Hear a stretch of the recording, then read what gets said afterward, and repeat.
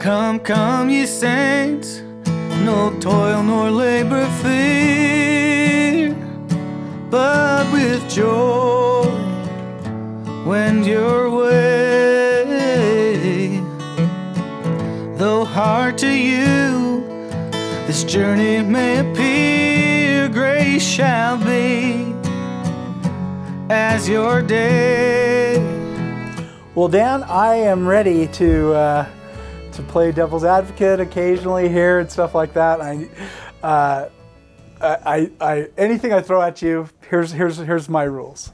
Coming from a place of affection from me, thinking of a lot of people and voices from the background, and whenever you feel like me saying you, Dan Peterson, I'm probably most likely meaning the apologetic enterprise in general. And so however you want to always say, I'm upset with that too. You know, feel free to do all that stuff. So so we're going to kind of you're our guy representing, but I know that you're not necessarily always. Now this is the point where I snarl and lie a lot. Okay, yeah, and all right. Your head spins around. Good, yeah. all Projectile vomiting. Ooh, ouch. Yeah, that's enough distance here. I'll risk that. Okay, so. As you began to introduce a little bit about farms and a third of the budget this, a third of the budget this. So, snarkle puss or smart demon are in the back of my head saying, okay, you say it comes out of an interest in the ancient world. Yeah. Does it really? Why would BYU? Why would this nonprofit organization that it began as attract people that really just want to do that, unless there was some sort of sense of, we love the ancient world because we think the Book of Mormon fits within the ancient world. We love the ancient world because we think our religion harkens back and has its roots in that. So how address that sort of connection there to full on the critic that sort of suspects you to do something. Well, I won't deny that I think a substantial part of my interest in the ancient world comes from my religious interests. I mean, whatever interest I have is a function of me as a whole person. My whole personality goes into it, my whole background, my whole sensibility, everything else. So I don't know that I can surgically disentangle the one from the other. Yeah, I'm interested in it. On the other hand, I write about topics in antiquity and Islam that have nothing to do with Mormonism sometimes. And there's no sense of... No. I should be doing something more important that might save us all. Right. It's my job. It's what I do. I mean, I think an engineer does engineering. Maybe that's not saving souls, but it's important to do. And so I've devoted a lot of time to teaching Arabic grammar, and I can actually, believe it or not, sometimes get kind of excited about Arabic grammar. It's kind of interesting. I look at the language, the verbal system of Arabic, and think, who came up with this? It's genius. It's totally unlike the English system. So those sorts of things interest me. I get interested in certain philosophical issues. I have other interests besides religion. I'm very political, for one thing. Political philosophy interests me. And so Al-Farabi and people like this are major political philosophers as well as philosophers of religion. So you have someone like Leo Strauss, the great University of Chicago political philosopher, who spent a lot of time on Al-Farabi and Maimonides. So do I. And I'm interested in those topics. There are other things that get me going, other articles and so on that I write or have written on topics that are quite unrelated to religion. But my primary interest, I'll admit, in the ancient world is the history of religion. I'm not interested particularly in the history of trade or something like that, though I almost once thought of being an economist, and even that can get me. I can go into a bookstore, and in any section of the bookstore I can find half a dozen books I'd like to read. So I'm that broad. I mean, I don't claim that as a virtue. It's a disability in some ways, but it keeps me going all over the place. But farms actually fund. How does the funding work? You're a BYU professor, so is all of your salary really BYU, and you're an ancient Near Eastern professor, and that's where your money comes from? It's all actually quite confusing. Okay. I'm not even sure I understand the accounting of it. I'm in the Department of Asian and Near Eastern Languages. Okay. And so I'm a full professor there. I teach there, and in supporting departments. That is, I've taught Middle Eastern history when the historians weren't available to do it. I have routinely taught Islamic humanities in the Department of Humanities. I've taught in the philosophy department, Islamic philosophy and medieval philosophy and so on. So I get around, but my home is in Asian and Near Eastern languages. And yet... So all those Maimonides and, you know, these interests are fed by that. Oh, yeah. So okay. Yeah, and this is what I teach. So Farms really has nothing to say about any of that. No, although the reason those books came into this organization is simply this. When I started what is now the Middle Eastern Texts Initiative, I found that I was having to go over and do contracts in the administration building. I was having to deal with subcontractors. I was having to deal with the budget. I was having to deal with all those things. It was taking an enormous amount of my time, and I wasn't very good at it. Okay. Meanwhile, there was an organization over here that I was serving on the board of. Actually, I think I may have even been chairman of the board. So I came to them at one point and said, look, you have an accountant. You have people who deal with contracts. This would add 10 minutes a week to their workload. It takes 10 hours a week of mine. Right. Would you be willing to let me transfer this? Because it really has no home. Okay. It's just me. Okay. And they said, yeah. And so it moved over here, and it actually has fit rather well. Because, again, it has that common interest in texts, ancient texts, or medieval texts in this case. So you know, those are legitimate interests of mine. I'm genuinely interested. Though I have to say, we just published a book on Avicenna's physics. In 2 volumes. It's a major masterpiece of medieval philosophy. Boring as all get out. It is so boring. But we hosted a conference here about a year ago now, up in Park City, of the world's experts on Avicenna's physics. It was sort of like being an anthropologist in an exotic foreign tribe. So these guys are passionate about it. We'd be driving along. They're not seeing anything. Beautiful waterfall. I try to point it out. They're locked in a debate about Aristotle's theory of essential motion. This is so dull. But there are other areas of philosophy that captivate me. That one doesn't happen to.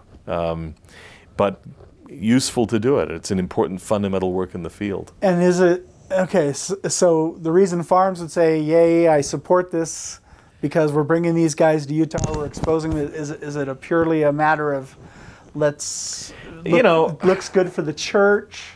Oh, I don't doubt that some of that plays a role. I mean, the fact is it does. I'll tell you how the translation series got started.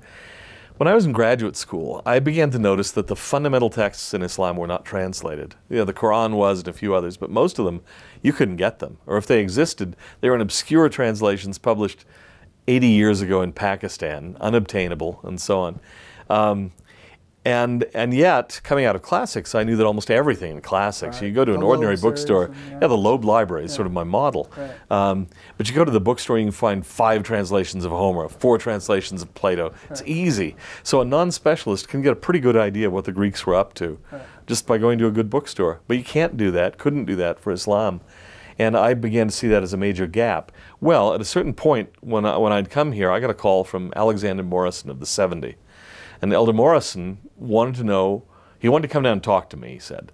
And when he got down, we just met one-on-one for about 3 hours. And he wanted to know, were there ways the university could help us to send a message of friendship to the Islamic world that the church, as a church, could not? Because the church would scare them off. For some reason, people have this notion that Mormons are missionary-minded. I don't know where it comes from, but they have that. And, but the university could do something academic that would send a message of respect and friendship. There's no dream of getting missionaries into Riyadh or into Mecca or into Tehran right now. But sending a message of friendship. And we went through a whole bunch of ideas. One idea was an endowed chair of Islamic Studies at BYU. I loved the idea because I thought, I have no competition. Yeah. I'd get it. I'd almost certainly get it. But that wasn't the best idea because, you know, it'd be sort of like having an endowed chair of Mormon studies at Notre Dame held by a Jesuit. You know, we'd wonder, well, we're flattered, but what's he doing? Yeah. We might be more paranoid than anything. Likewise, I didn't think that would send the message. But I suggested having a series of translations where we would allow them to speak in their own voice. We wouldn't be doing anything to them except Englishing them, if you will. And he loved the idea. He's a former academic himself. Went back to Salt Lake and they said, let's do it. Now, they didn't give me any money. That was up to me. But it was an unfunded mandate. Yeah. But that was the approval to go ahead with it, which I loved. Because when I was teaching Islamic philosophy, especially early on, I was limited in what I could teach by what texts were available. It would be sort of like teaching Greek philosophy, but there are no translations of Plato or Aristotle. So you have to go with Theophrastus. And you say, look, there are these two really big philosophers, but we don't have anything from them. So it gives you a distorted view. Well, Avicenna had almost nothing translated. Now we've got stuff. And so, you know, it's a legitimate contribution. Does it have an underlying ulterior motive? Yeah, I suppose. Friendship. Friendship. Nothing more than that. Okay, from Elder Morrison and maybe a few others, Yeah. I would guess, and you can say yes or no, there's this sense that Mormons are pure pro-Israel, only Israel. Basically, whatever that government does is just fine and dandy. I imagine, I know President Hunter was one to make sure that we look at both sides and all that. So is there a bit of that behind this too? Maybe a little bit balancing out our... That's a message I personally want to send. Okay. That I am not an uncritical supporter of Israel. Right. I am, by the standards of my profession, very sympathetic to Israel. Okay. Most Arabists are not at all. Okay. By the standards of Mormon Zionists, I am really critical of Israel. I think I'm right about where I want to be. I find myself in gatherings when people are going on and on and on about Israel as just this wonderful shining knight, our ally in the Middle East, practically guiltless. I can't take it, and I have to say things very critical of Israel. When I'm with people who are really pro-Palestinian, I start pointing out, you know, they've done a lot of terrible things. This is not, unfortunately, a conflict with white hats and black hats. I have good friends on both sides. I feel terrible about what happens over there. But nobody is guiltless. So, but I think it's important to send a message, because historically we do have this pro-Zionist leaning. It's been pretty clear. I remember when I was first going over to the Middle East to study, before I left, I was married, just married, but hadn't quite left yet. And we went to maybe I was standing in my own line. I don't think so. I think I was going through someone else's line. And someone said, so you're going over to Egypt? I said, yeah. He said, what are you going over for? And I said, I'm going to be studying Arabic. And he said, really seriously, well, I'm on the Lord's side. Man. And I just don't react well to things like that. I think to say the Lord has a simple-minded side in this is idolatry. Yeah, crazy, definitely. All right, so we're back to fair farms and sort of the question of,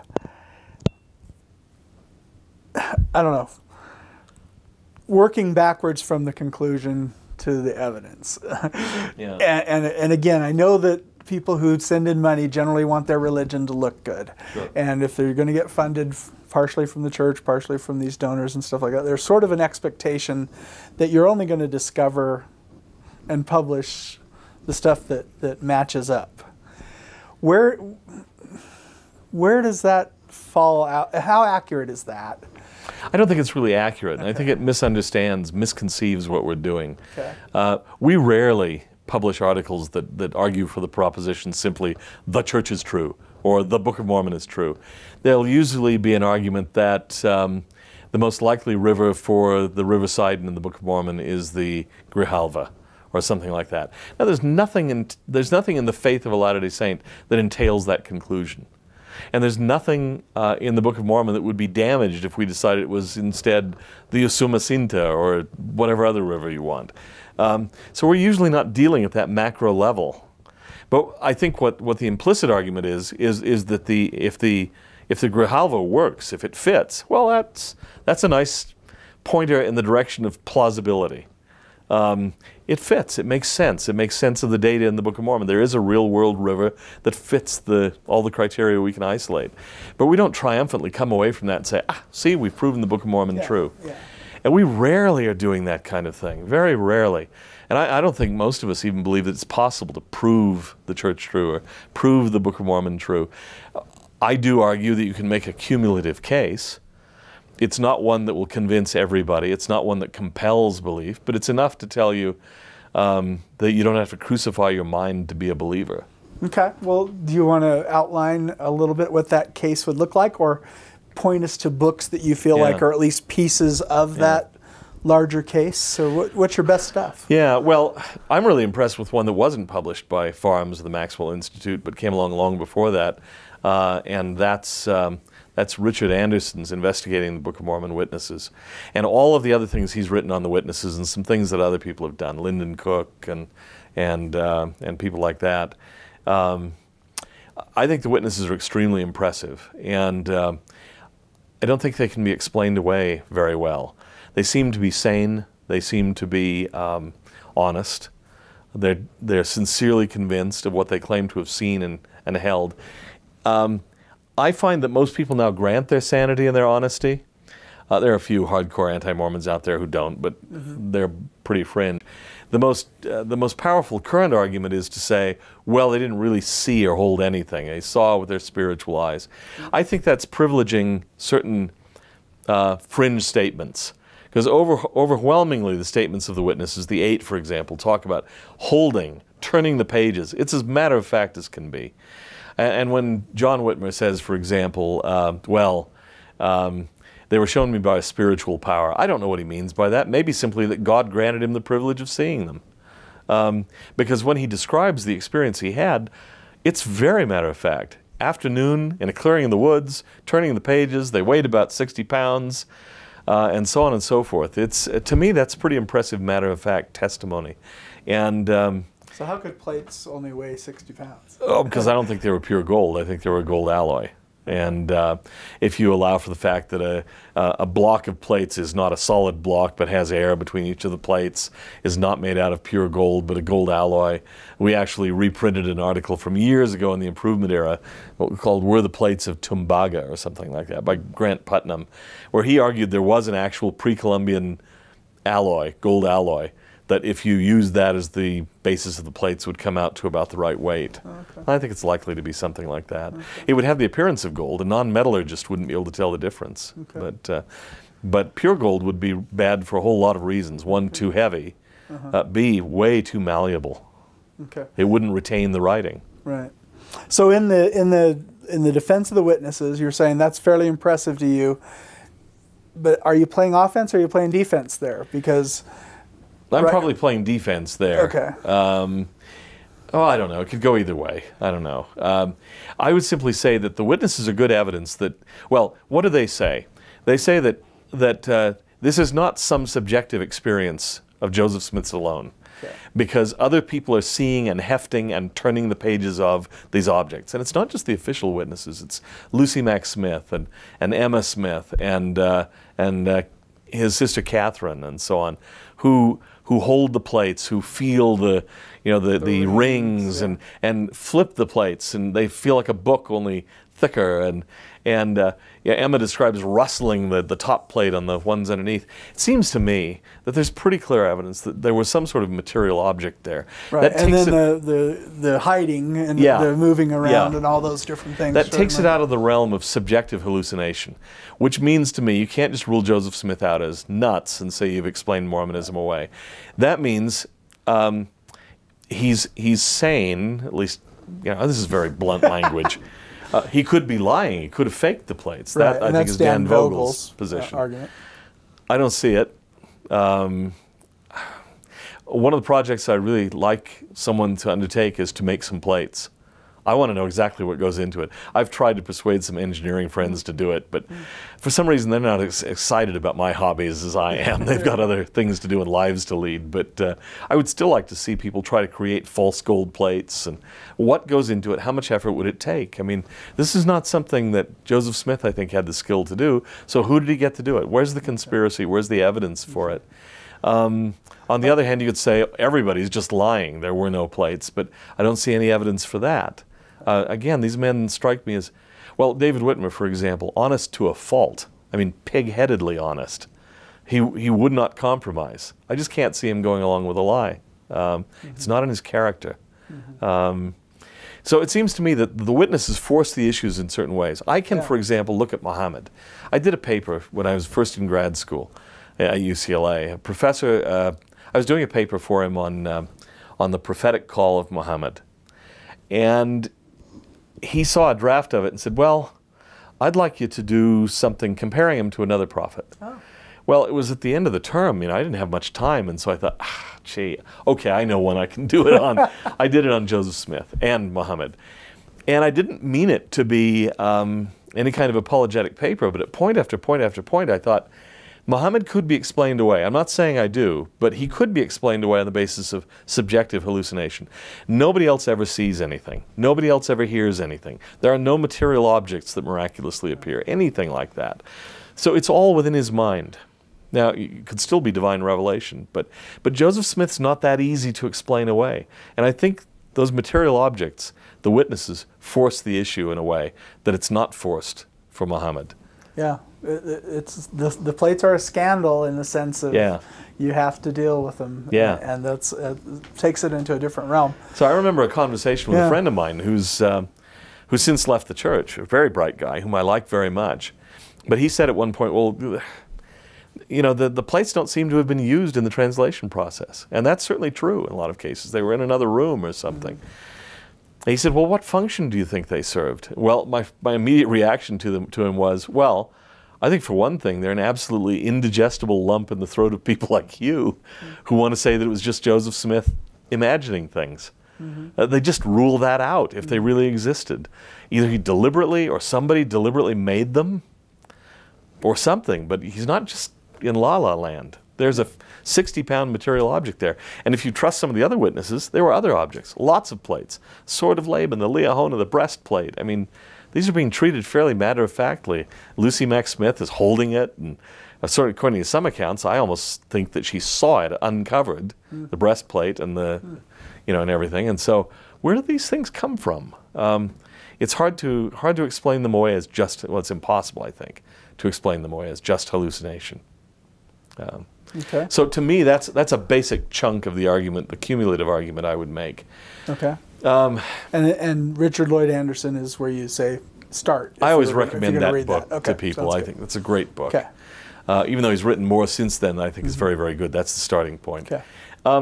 You know, there are other things. The Farmsish side of me would say, well, then let's look at the content of the book. And there are things in it that, to me, Joseph gets right about the Middle East, for instance, that I just wouldn't expect him to. Now, there are still outstanding issues. Some people accuse me of saying, well, we've proven it true. I don't believe that. There are still outstanding issues. But heavens, there are still outstanding issues regarding Homer. There's still the Homeric authorship question, all these sorts of things. So I don't expect to have all the questions nailed down. But to me, the Book of Mormon ought to be, after it's been examined for as long as it has, it ought to be, if it's a fraud, a pretty obvious fraud. I mean, it's gotten a lot of attention from a lot of bright people. And you can make arguments against it here and there, but on the whole, I think it endures pretty well. And I'm really impressed, for example, now with Grant Hardy's book on understanding the Book of Mormon.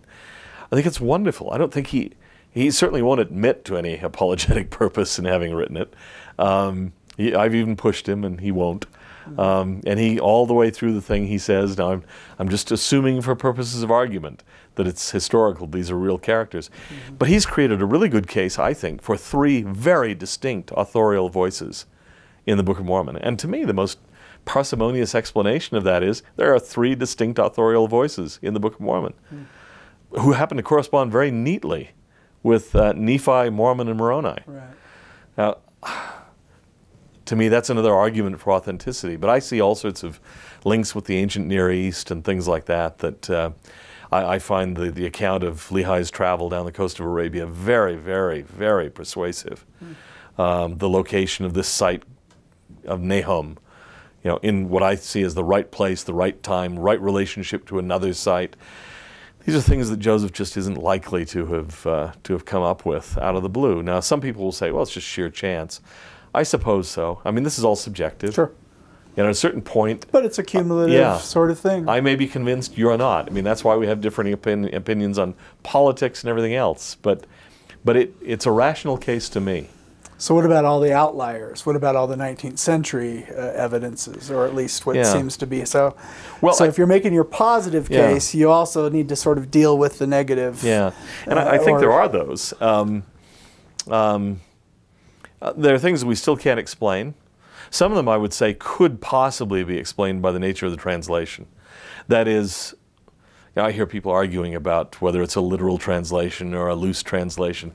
I myself don't know why it has to be either or. When I translate, I go from loose to tight, depending on the sentence, you know, that sort of thing. But I could easily see 19th century vocabulary, even phrases, showing up in the Book of Mormon. Nibley, years ago, did a translation of the Syriac Hymn of the Pearl. And he starts off with the opening line, "In my first primeval childhood." Now, that's not literally what it says. Right. On the other hand, that's really what it's trying to say, is something like that. And I think, given his interpretation of the poem, I thought that was a brilliant way of rendering that opening line. I'll tell you an experience I had in graduate school about translation that I've still gotten a kick out of after all these years. I had a seminar in the morning with a professor of Arabic who, for some reason, brought up Edward Fitzgerald's translation of the Rubaiyat of Omar Khayyam. And he described it as, without question, the single most irresponsible, inaccurate, dishonest translation ever done from an Islamic language into a Western language, which is true.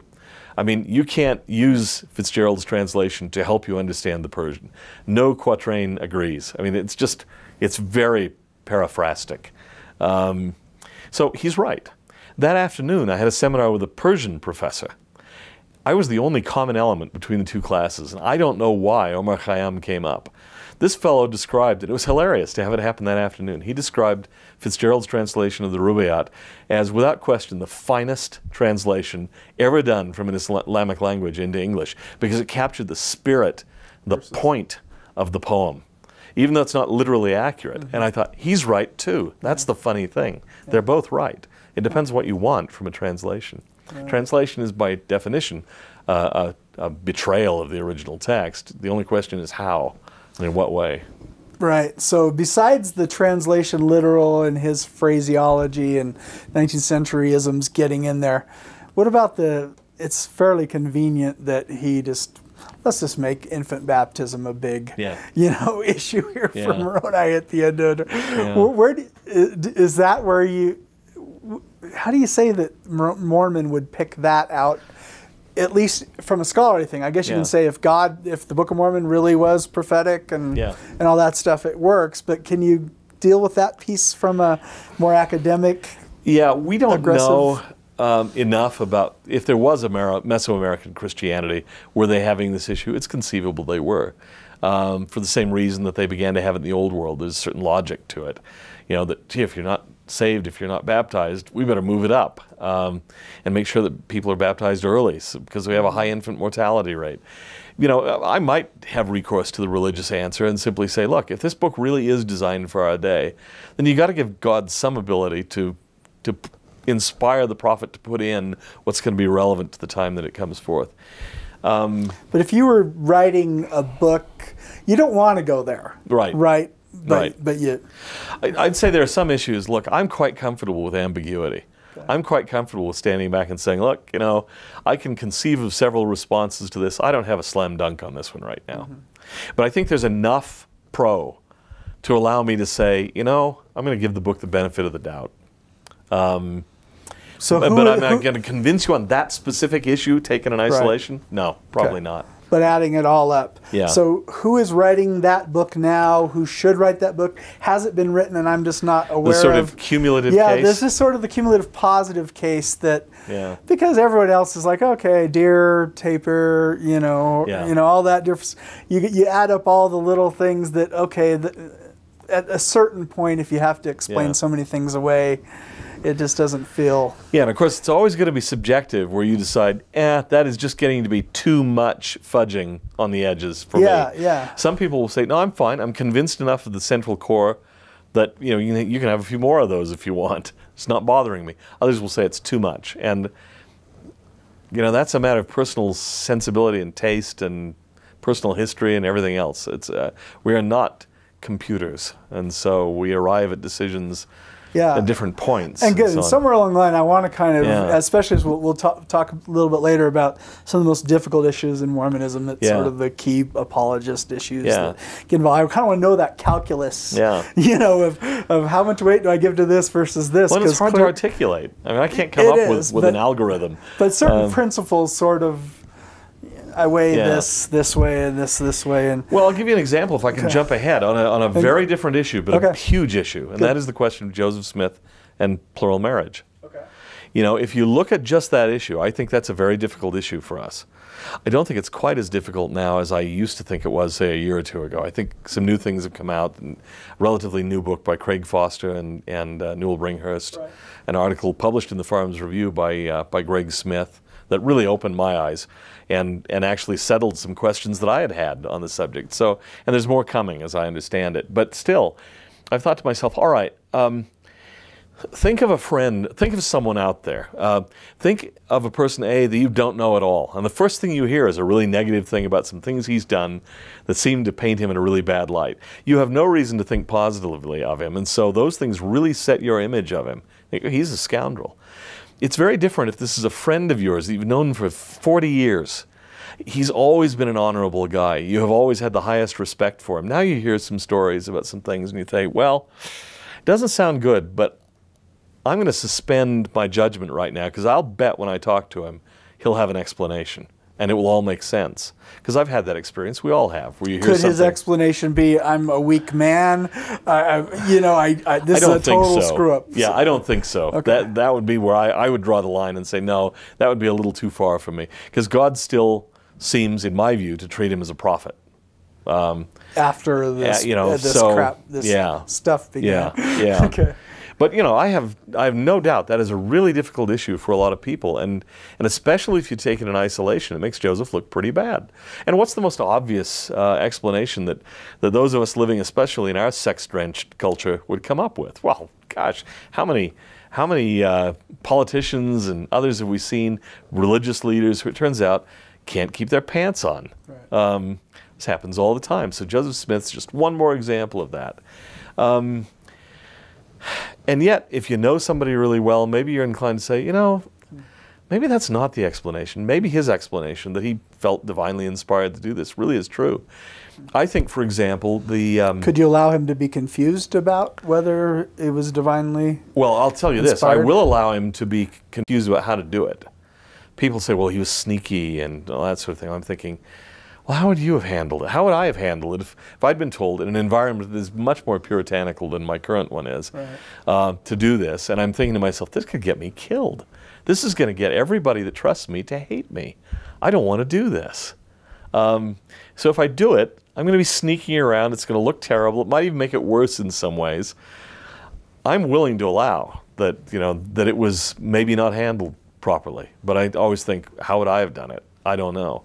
But it sounds like you give some credence to perhaps even an angel with the sword saying, get yourself going on this sucker. I don't rule it out. No, I think it's possible. I'm a believer. I grant it. I'm inclined to give him very much the benefit of the doubt. And it's because of this years of experience with him and the authenticity. So I read things like another book that impresses me is Monk McConkey's book, Remembering Joseph, where he's got these hundreds of testimonials of people who knew the prophet firsthand, and a CD with even more that goes with the book. And they tell a story of a guy who would, you know, walk out of his way to pay off a debt of 37 cents and, you know, that sort of thing. And I just think, I'm not saying he's perfect. Yeah. You know, I'm not doing that at all. Nobody is. But he seems like a good man to me. That's how I read him. I mean, when people say, oh, my integrity, you know, is he doesn't match up and stuff. Well, integrity for me demands that I remember those kinds of stories just as much as I remember the ones that don't look bad. And again, it leaves me in a place where it sounds like you are of wanting to give him the benefit of the doubt as much as I can and comfort with the ambiguity. Though I think I have a little more ambiguity than you. We'll see. But you know, I read, for example, the statements that are coming out of his journals and out of his letters that we're seeing in the personal writings of Joseph Smith, even the ones that Dean Jesse did. There are these little asides, you know, in his journal that he wasn't writing for publication. They're written in this really homely, bad spelling of the early Joseph Smith. And he's praying, oh Lord, help me to remember thy will, help me to do the right thing, be with me, please, I pray, you know, and so on and so forth. Just all the time thrown in. And I think, if he's pretending to be pious, man, he's good. But this seems to me unrehearsed, unstudied, unpretentious. Now, that doesn't mean he couldn't have gotten things wrong down the line. Of course he could have. Everybody can and does. But the idea of him as just being a brazen deceiver who's just cynically manipulating people, I don't believe it. I don't see it in him. I don't believe that either. So Okay, polygamy. See, now we brought it up. Yeah. Well, I still want to go back a little bit to the Book of Mormon. Sure. But the polygamy piece, from an outsider perspective who don't have this familiar with Joseph Smith, I think your idea of, if this is the first thing or one of the first things you hear, it's going to be arm's distance from this guy. yeah. What about for the lifelong member who, made it to age 38 Yeah. without even hearing that Joseph Smith was a polygamist? Yeah. Well, you know himself, what? I'm sometimes accused, I'm routinely accused of wanting to suppress uncomfortable facts and everything. Mm-hmm. My view is exactly the opposite. I would rather get all the stuff out on the table. Okay. I would rather have, to borrow a medical image, inoculation. I've talked with Richard Bushman about this a lot, and we see eye to eye on it. I believe that we ought to tell these things to our people as soon as we can, but when it's told to you by somebody who believes, it just doesn't affect you the same way as when it's told by someone who comes up to you and says, hey, you want to see what I've discovered and your church lied to you about it. Quite often what happens with people, it's not so much the particular fact or story or whatever it is, it's the sense they've been lied to or that they haven't been told the full story. And therefore, what else has the church deceived them about? I was 50 years old before I heard the Mountain Meadows Massacre and so on and so forth. I don't doubt that happens. Now, I've sometimes come back to people and said, well, gee, I wish you'd been reading more. Because honestly, and I'm not making this up, my mother had Juanita Brooks' book about Mountain Meadows, 2 of them, in her library. I read them both when I was a teenager. I've known about this stuff since I was a kid. I knew about polygamy early on. I heard about a lot of these things. So it lost any capacity it had to bother me. It doesn't shock me or surprise me. But somehow people get that old in the church. Many of us, frankly, don't read. Mm-hmm. We're at the video store or, on the movie channel or something. And then all of a sudden they're preparing a lesson. They look something up on the internet. Boom, there it is. The church has been lying to me all my life. And I feel terrible about cases like that. I think to an extent it's their fault because they haven't been reading, they haven't been paying attention. I've had people who tell me, man, the church suppressed the idea of multiple versions of the first vision. It published them in the Ensign, for heaven's sake. They've been published by Deseret Book and Bookcraft, BYU Studies, everywhere, What do we have to do? Come by, knock on your door, make you read it, and then sign an affidavit that you did? I don't know what to do with people like that. On the other hand, it is true that we don't always tell the full story. And I would rather that we do. I think the best response to this is to tell our story honestly in an unvarnished way. Is there a trend towards that? I think there is. That starting, I sense it too. Do you have any stories you can share without, you can name names or not, but what evidence do you have of? I think the Joseph Smith Papers Project is a really good one. I think the Mountain Meadows Massacre books are a great important step. I've been having a dialogue with some people just today about Mountain Meadows Massacre and was that book a lie? Was it trying to whitewash the church? I think, good grief, no. I mean, it points the fingers at stake presidents and local leaders and so on. The members did it. It basically exculpates the Indians. Right. That's exactly what needed to be done. Should have been done a long time ago. But I think I understand reasons why it wasn't. But now it can be. I think Richard Bushman's book, Rough Stone Rolling, was a step forward in this. I'd like to see more of that kind of thing. I think we're getting better at it, and I think it's a sign of maturity. And I am so far from advocating a whitewashed history, it couldn't be further from the truth. Mm-hmm. Okay, so I guess my question is, from the people I listen to, or at least who I'm in dialogue with on my end, it's like, okay, Juanita Brooks, tough life once she started bringing this out. Yeah. Grant Palmer, not a whole lot of respect coming from the people who are reviewing his book. Right. To even acknowledge in the early part of putting this information out or whatever, that they were onto something. Yeah. Is it just human weakness? Is there, somewhere along the line, I guess I would love to hear you share. I can see a little more easy. She was a heroic figure of some sort. And she remained a faithful Latter-day Saint. So more than perhaps Grant or whatever. But when Mike Quinn gets pretty much Yeah. I mean, again, I'm one of these guys that have known Mike Quinn for 20 years, and Yeah. so when I hear these certain portraitures of him, I'm like Joe Smith of polygamy. I want to give Mike the benefit of the doubt, Yeah. and I don't hear that coming always from the apologetics.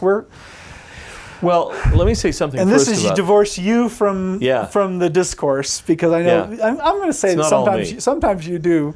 Oh yeah.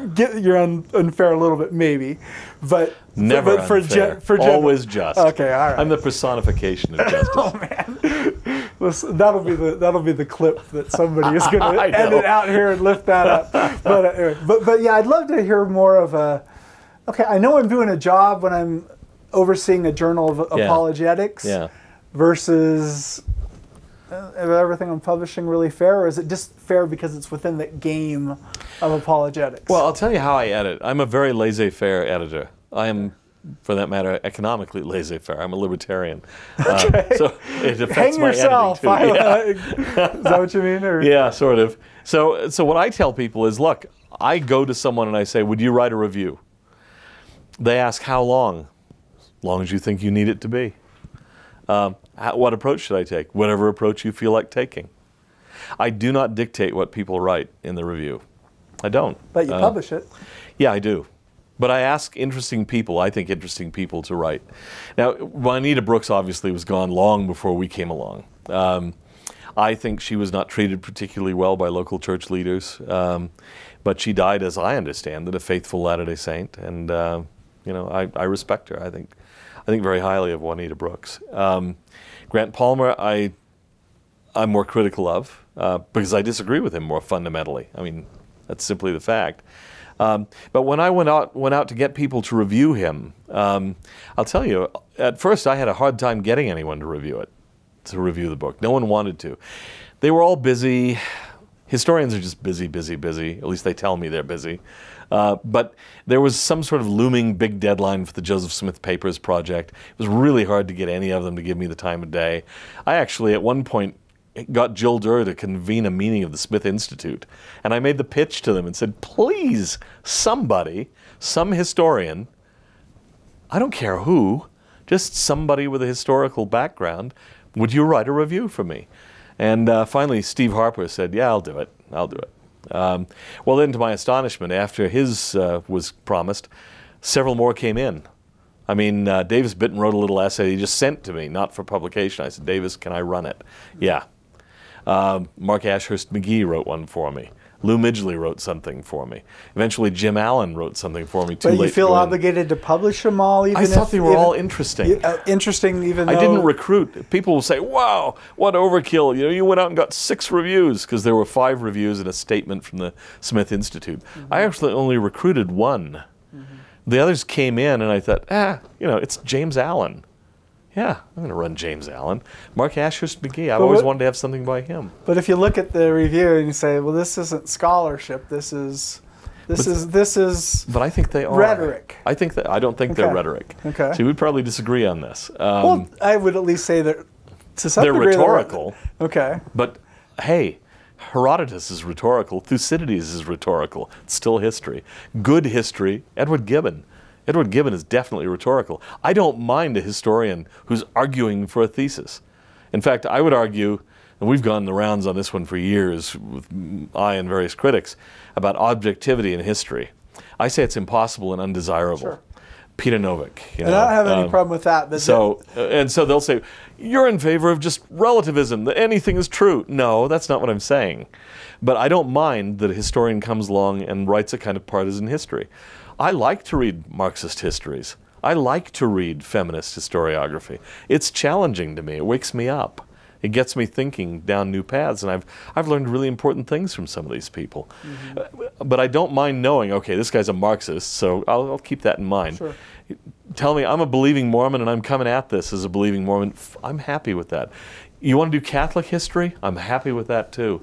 So if you weren't editing the Farms Review and you were editing you know, an American history review, or I don't know where Grant's would be. His would be some sort of mixture of theology and psychology and who knows whatever else. But if you're editing one of those, would it be a different editorial approach? Yeah, it probably would be. Okay. I mean, look, some people say, well, the Maxwell Institute is partisan. Well, yeah. Yeah, of course we are. That self-avowedly so. Okay. But that doesn't mean we're dishonest. You can judge us by what we produce. And if you find a flaw, fine. That we're putting them out in the public marketplace of ideas, go after them. That's what it's about. And we'll go after you. And out of all of this, the truth, we hope, will come out. I'm for a vigorous exchange of ideas. But not within the pages of the magazine. Well, now that's funny because several people have said, well, he refuses to take letters to the editor. I've only had 2 requests. And in both cases, the people who asked to do letters withdrew the request before I even got an answer back to them. So it's never really come up. So people, would you publish reviews of reviews if they were submitted? You know, I've toyed with the idea. We never have, and at some point I began to get worried about an infinite regress. And I think, well, but there are other venues. Hey, believe me, there are lots of critics out there, and they don't seem to lack megaphones for going after the Farms Review. So I thought, this is my little corner of space. This is our little bully pulpit. You've got yours. Okay, and that is a question I want to do. Is it's like an insider discussion.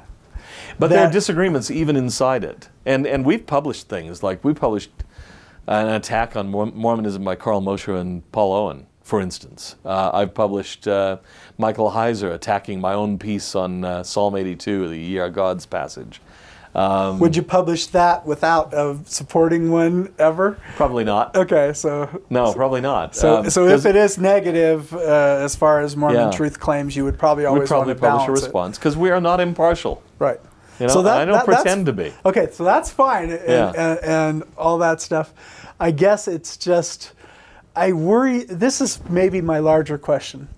The apologetic enterprise in many ways, I think, pushes away, I'll say, people who were raised within the church, come to these questions at some point in their life, and then they don't see the messenger who helped them at least into this new questioning space or whatever. They don't see those people honored at all as having something behind it. Isn't there something about the DNA in the Book of Mormon that really should be acknowledged in even an insider discourse as being, I can see why somebody would be upset about this. I think I've actually said that. I think I've actually written print that in and print. stuff. Okay, Yeah. so I guess I'm fight against the general impression that I'm giving you here with either specific things or not. But I guess that whole idea of here I am reading an apologist thing. I'm supposed to go to these websites and join these discussions, and basically it's like, oh, you're crazy for even worrying about that because of these 5 reasons, and there's no acknowledgement of the gut punch. Yeah, I don't think that we've typically said you're crazy for worrying about these issues. Some people may perceive it that way. It's not the way I feel. But I'll tell you, I hear people write to me all the time and say, man, you're the reason I lost my testimony of the church. Really? And so on and so forth. First of all, I'm not sure they're telling the truth because I'm trying to think, okay, it was your silly arguments from Mormonism that convinced me it was false. And I think, nah. You didn't have enough depth for me. Yeah, I mean, I'm thinking this might be a nice rhetorical point to score. You think you're scoring on me, but I'm not sure I credit it. But even if it's true, I get lots of notes from people saying, wow, that was really helpful. I mean, I've had an exchange with a person just within the past couple of days, very concerned member of the church. I suggested several things for him to read, and I frankly didn't expect the sort of gushing response. It was, oh, man, thank you. That settled all my concerns on that issue. It really took care of everything. I'm feeling great now. Well, I get that kind of thing, maybe not quite that enthusiastic, but I get that kind of response regularly. And so there are people out there who say, yeah, you've driven me away from the church. There are a lot of people who say, no, you really helped keep me in the church. And, now, do I have quantificational information on that? No, I don't. I have no idea. But I think, by and large, the effects have been positive. Now, can we improve our tone and so on? Yeah, probably so. And we've tried to be careful. Believe it or not, I edit out a lot of stuff. That your little devil on your left shoulder wants to put in. It's not just mine. Okay. You're talking about in the journal. Yeah. Okay. Well, and here's the other thing. People have said, "Man, you are so nasty." Believe me, I have held back on nasty things I could have said. I personally, I've known things nasty personal details about people that I think my critics would expect me to use. I have never used them. Never. I wouldn't do that. Never.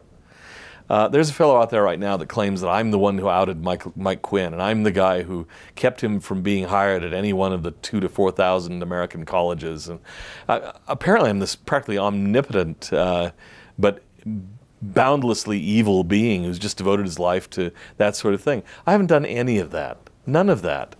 I didn't spread any rumors. I was, in fact, on that issue of Mike's orientation, his sexuality, Todd Compton and I heard it about at the same time from the same person. I think we were about the last people to know, partly because I'd been out of the country. So this idea that I sort of masterminded some conspiracy to personally discredit him, it's just flat out false. I didn't do anything of the kind, nor would I have. I don't do that kind of thing. And like I say, I've sat on things that I've known, stories that I've known and so on, that I could have used to great rhetorical effect, but it would be unethical for me and I won't do it. But I've also, because frankly, I enjoy the give and take and I have a little fun with it. I have more than a little fun with it. People need to understand I'm laughing most of the time, and I'm not laughing in some nasty sneering laugh. I'm just having a good time. So this is your 2 hours a day on message boards and stuff you're talking about here. But then I see things come in sometimes that are written by people who I think, this sounds arrogant, but I think they're trying to sort of imitate what I do. Only instead of using a rapier, they're using a meat axe. And I don't appreciate that. It's one thing, it seems to me, to write a piece such that someone will read it and conclude, man, the target of this is an idiot. It's another thing to come out and say, this guy is an idiot. I won't do that. Now, if I think he's really, and there's some I think are real idiots or just plain dishonest, like Ed Decker, I won't say that he is, but I'll give you example after example where I think at the end, if you're thinking rationally, you will conclude that this man is not honest. He's not careful. So is that what what gets you going more than anything else? It's when you feel like it's not coming from an honest inquiry? Right, it does. Yeah, that gets me going. So is that where like a Simon Southerton doesn't gain your respect to where a Juanita Brooks would?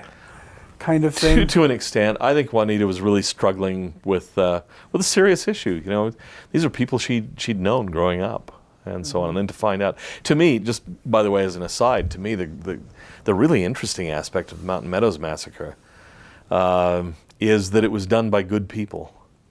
And I mean by that, there's a moral tragedy here. Right. And I actually, reading Massacre at Mountain Meadows, I kept thinking, you know, if I were a playwright, I would love to compose almost a Greek tragedy out of this, how there's a certain inevitability to what's happening. It has its own awful logic, and it moves toward this conclusion. You can see it coming, and standing outside, I want to scream, no, no, no, stop. Right. But I can see why they're doing what they're doing, and it just keeps going from step to step. But what interests me about it is they're not bad people. If they'd been thugs before and they were thugs after, well, there's nothing interesting about that. It's horrible, but it's not interesting. What makes it fascinating in a terrible way is they were good citizens before, good citizens after, and just for those few days they did this unspeakably awful thing. And that's the challenge to me, and the moral challenge. You know, could I, if I'd been in a situation like that, have done something like that? Right. Otherwise, it reminds me of Hannah Arendt's comment about Adolf Eichmann, you know, the banality of evil. Right. That when she met him and interviewed him, she thought she'd been told that he was some sort of superhuman monster, and he just turned out to be this unpleasant little German accountant. Yeah. And that was unnerving in a way. And she said, you know, we're sort of flattering ourselves by saying, well, he's a different species. I could never have done something like that. But when you meet him, you realize, no, he's actually sort of like me. He might have been an unpleasant neighbor or something, but that's the worst. Right. But under those circumstances, he did what he did. And so I really respect Juanita Brooks for doing what she did. You know, Simon Southerton, I can see why a person would come to the conclusions that he does. I don't think he's right. And I think that, well, I think that we have the better genetic argument. Do you? Yeah, okay. I do. And I don't know the genetic arguments, but almost nobody that I hear thinks that you guys are even close. Yeah. We were really advantaged by the fact that we happen to have some very, very prominent geneticists who are Latter-day Saints, active. And one of them, in fact, told me he's won all sorts of awards. He's still relatively young, not at BYU. He's won all sorts of prizes nationally and internationally. And he said to me, you know, I think one of the reasons I won all these prizes was maybe to put me in the position where when this topic came up, I could respond with some authority. And I think we have, and he has. And so, what is the takeaway of that response? The takeaway that of the it would response be natural that this DNA would be lost. would just be lost. I mean, you wouldn't be able to identify it. And yeah, one of the studies that came out relatively recently was a study of Iceland, where it turns out there's no genetic evidence for the existence of the ancestors of most of today's Icelanders. Or to put it another way, that most of the people living in 1800 in Iceland have no genetic representation that we can discern in the population of Iceland today. Now, we know they existed. We know they were the great-great-great-grandparents of today's population. And undoubtedly there were some cases of adultery and so on, but not on that massive a scale. What that means is genetic traces can disappear more easily than we'd thought. And so you compare the relatively stable, isolated condition of Iceland with Mesoamerica, with a small group coming 2,600 years ago, not 1800 AD, but 600 BC.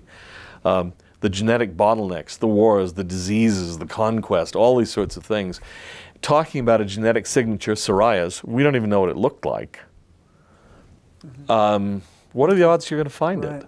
Now that actually leads me to a whole line of questions here that I think maybe it's time to address. I want to reserve the right to come back a little bit towards the tone of apologetics and whatnot, but right there you've basically assumed a farm's argument, which was this was not an empty land Right. when Lehi and his people came here. Right.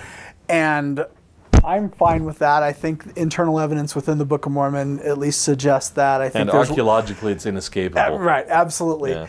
And yet, it doesn't seem like the rhetoric of that makes its way to General Conference. It certainly isn't represented too heavily in CES. Right. We're still telling, instead of Mesoamerica, which farms advance, it's like you guys are advancing doctrine that the church doesn't teach. Yeah. And I wonder, is that frustrating to you? Is it, how would you want that whole piece to change? Well, we're not trying to set doctrine for the church. We don't arrogate to ourselves that right. But we do try to read the scriptures and come to our own understanding of them with the best science and historical data that we can muster, presuming that the scriptures are true. But not necessarily presuming that the earlier modern Mormon prophets got it right when they were saying the narrow neck of the land is Central America. And this is dicey territory, because a lot of people out there accuse us of rejecting the early prophets. There is that. Why should we bother with today's prophets when you're rejecting them there? But I see it this way. You know, one of the quotes that's used against me and others very commonly is Marion G. Romney, recalling an experience where he's standing on the Hill Cumorah, the drumlin in upstate New York, and seeing in his mind's eye the battles that happened there. And they'll say, look, this man was a prophet, seer, and revelator, and he says that the Hill Cumorah was the place of the final battle. I don't read it that way. I read it as, here's Elder Romney standing on, and it doesn't matter whether he's President Romney or Elder Romney. I'm not trying to play that game, but he's remembering standing on the hill and imagining the battle. Well, I can imagine the battle at Gettysburg or something, but it doesn't mean I've got it exactly right. I may have misconceived where Pickett's charge was or something like that. He thinks that the Hill Cumorah in New York is the place of the final battle, because that's what everybody assumed for years and years and years. So he goes up, and in his mind's eye, he imagines the battle. That's not a claim of revealed doctrine that this is the hill of the final battle. This is a person reflecting on the text of the Book of Mormon, assuming that he's standing in the place where that happened. I don't see it as an authoritative statement that that was the Hill Cumorah of the final battle. Does that mean I'm denigrating Elder Romney? No, I'm not.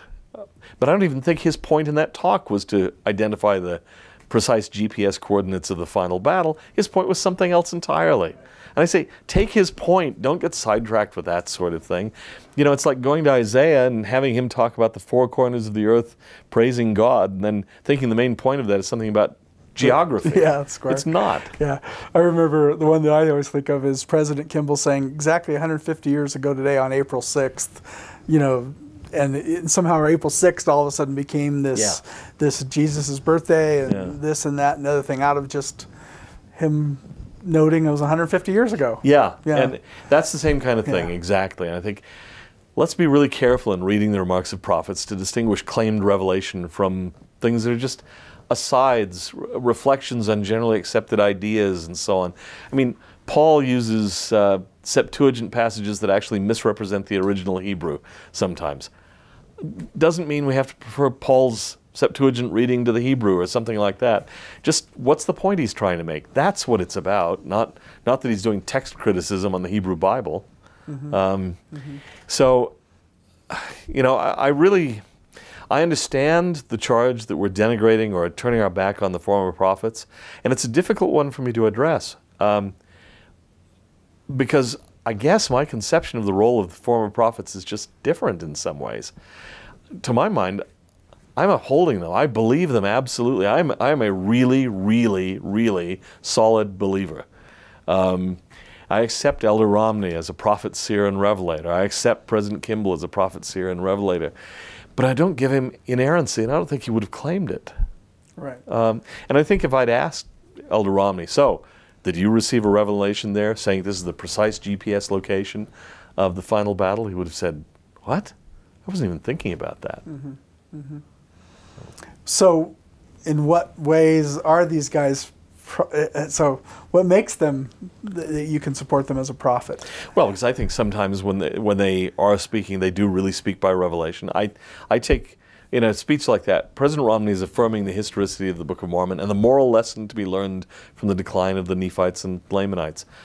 That's an entirely legitimate point. I absolutely agree with that. And I think that was the point that he was trying to make, not anything about geography. So why does that make him a prophet? To make, you could make that point. I could make that point. We're not prophets. I could, and I take a fairly minimalist view. Okay. I don't think that the brethren are led at every moment by God. Obviously, you know. That line's going to be misused. Oh, I know. Sorry. Okay, well, let me explain what I mean by that, which is they do receive revelation, but it's not every minute of the day. And a lot of the time they're left to struggle with problems. They struggle with them, they work their way out, they pray to the Lord to see if the Lord is okay with the way they go ahead on this problem, and they get confirmation or not. Sometimes the revelation is spectacular. 1978 apparently was quite spectacular, unmistakable for everybody who was there. I've heard of other cases like that. In other cases, I think they're just operating with the best will in the world and the best inspiration they can get. But they wouldn't claim necessarily this is revealed. They'll say, this is a pilot program to see how this works. Or this is my reflection on this passage. It reminds me of a comment a friend of mine, a member of the 70, told me about. Of course, he's not sustained as a prophet, seer, and revelator, but he said he was reading the Book of Mormon with his son. He was in an area presidency in Europe, and his son asked him, well, what does this passage mean? I don't get it. And his father, who's a former academic colleague of mine, said, well, this is what I think it means. And he explained it, and his son said, I don't think so. I don't think that's what it means. And his father said, well, you must agree with what I said because I'm a general authority. And his son said, oh, get real. And the father told me this story and just doubled up laughing, you know, because of course it was he was messing with him. But the point is, a lot of the time they're reading the scriptures and they read them just like we do. But sometimes, and in uniquely authoritative ways, the revelation comes for the church. That's what I was saying. And you don't claim that other people can't have staggering spiritual experiences who aren't LDS, similar to this 1978. But you're saying legitimately within Mormonism too. Yeah. God can really fundamentally break through with something real and genuine. Yeah. No, I believe every that once in a while. God is playing a three-dimensional chess game. Okay. And that he's moving a lot of pieces on this chess game that are outside the church. Okay. And there are people out there getting revelation and inspiration. They're getting it inside the church and outside of the church. Uniquely about the brethren is they have the right to dictate to the church. But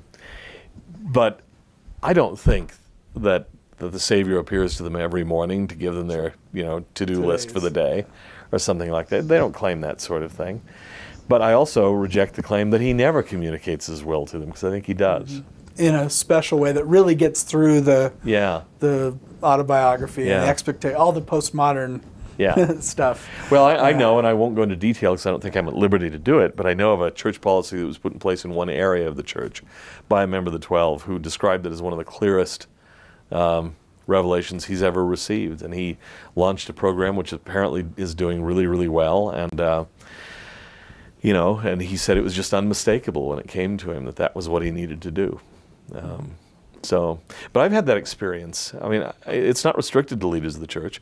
One that I will tell, you know, back to autobiography a little bit, is I had an experience with a son in Jerusalem who was fairly young, and he had a slight deformation of his throat. It constricted at a certain point, and so occasionally he'd get things stuck in his throat.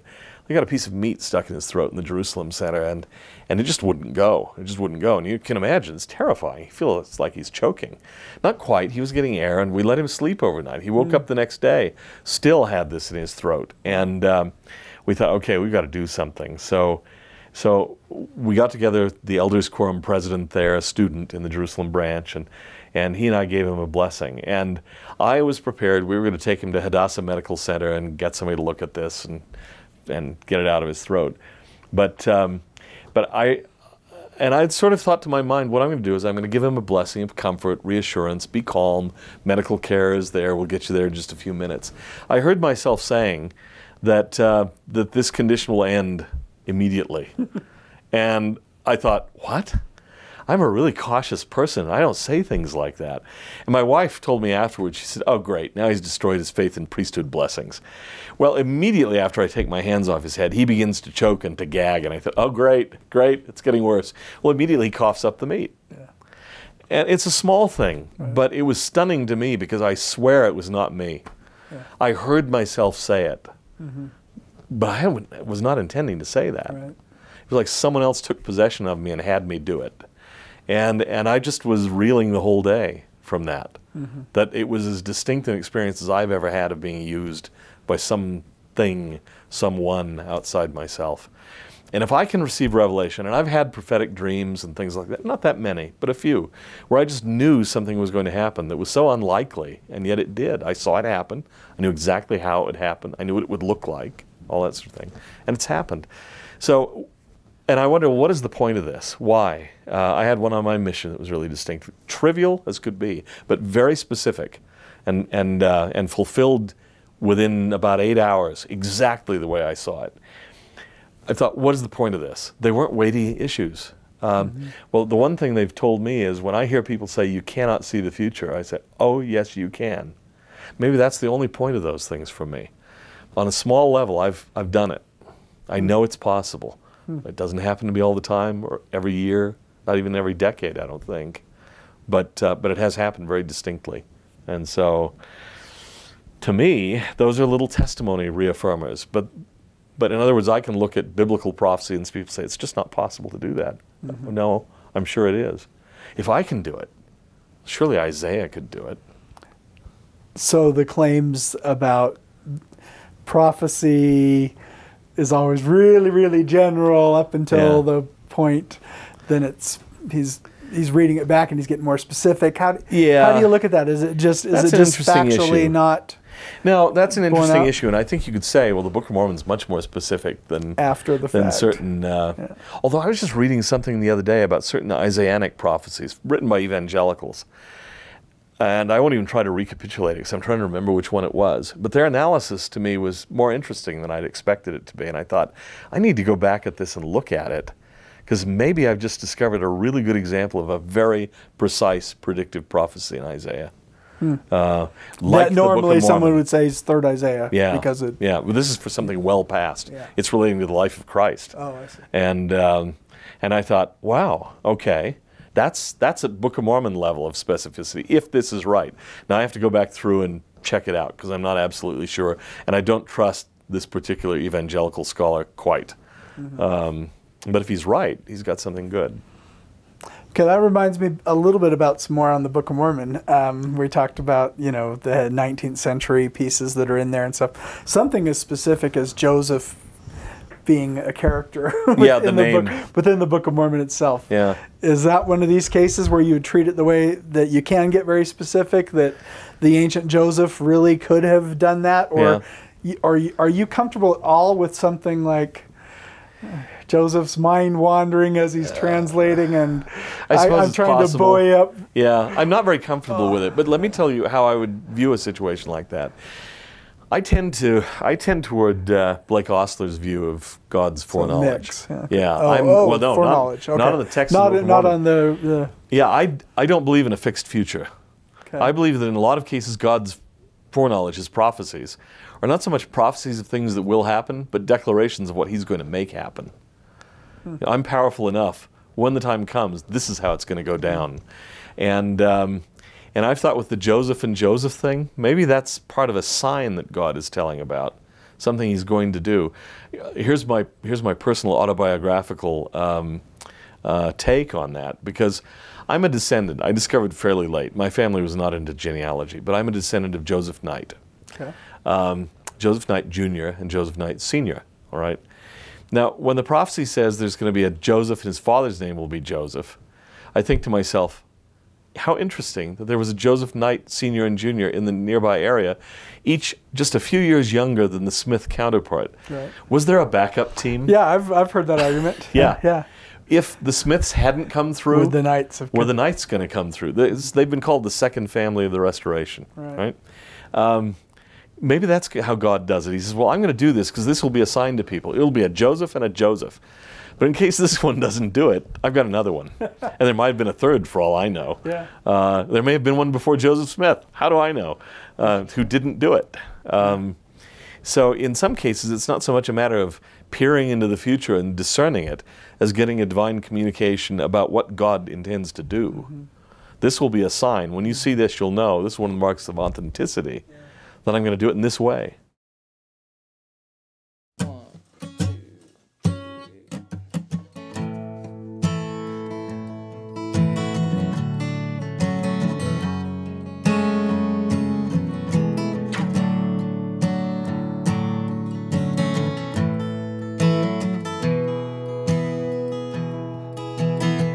Come, come, ye saints, no toil nor labor fear, but with joy wend your way. Though hard to you this journey may appear, grace shall be as your day. 'Tis better far for us to strive our useless cares from us to drive to the sand joy. Your hearts will swell